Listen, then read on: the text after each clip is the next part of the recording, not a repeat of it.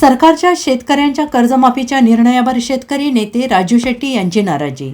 अधिवेशनाच्या शेवटच्या दिवशी सरकारकडून शेतकऱ्यांच्या कर्जमाफीबाबत पुन्हा काही नव्यानं घोषणा करण्यात आल्या। यावर शेतकरी नेते राजू शेट्टी यांनी एकूण कर्जमाफीतून शेतकऱ्यांच्या हाताला आणि त्यांच्या पदरात फार काही पडेल अशी आशा नसल्याचं म्हणत शेतकऱ्यांनाच नेहमी नियम अटी का सांगितले जातात असा सवाल उपस्थित केलाय।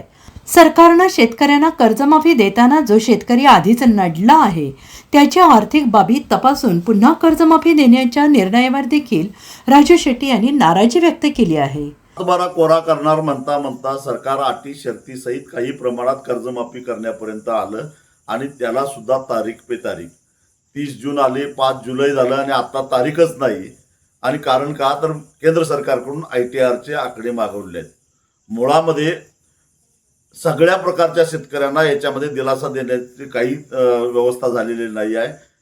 कारण मोठे कर्जदार जे आहेत, जमीन कमी परंतु द्राक्ष असेल, डाळिंब असेल, संत्रा असेल, शेडनेट असेल, ग्रीन हाऊस असेल, पॉली हाऊस असेल, अगदी अर्ध्या एकरावर सुद्धा 25-25, 30-30 लाख रुपये कर्ज काढले आणि जे थकीत झाले त्या शेतकऱ्यांना या कर्जमाफीत कुठेही दिलासा मिळालेला नाही आहे।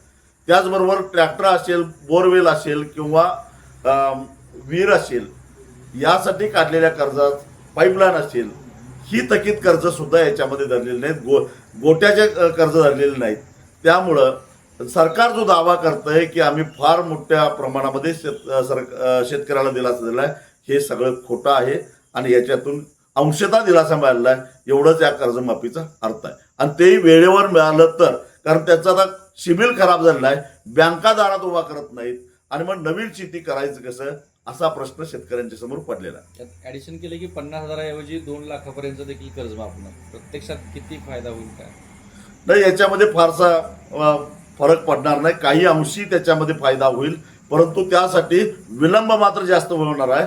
आणि त्यामुळं आज त्या शेतकऱ्यांची जी काय आर्थिक कोंडी झालेली आहे, त्यांना बँका दारात उभा करत नाहीत आणि शेती करण्यासाठी पैसा नाही अशी जी कोंडी आहे त्या कोंडीतून त्या शेतकऱ्यांना बाहेर काढण्यामध्ये सरकार पूर्णपणे अपयशी ठरलेलं आहे। Bureau report SBN Marathi, Sangli.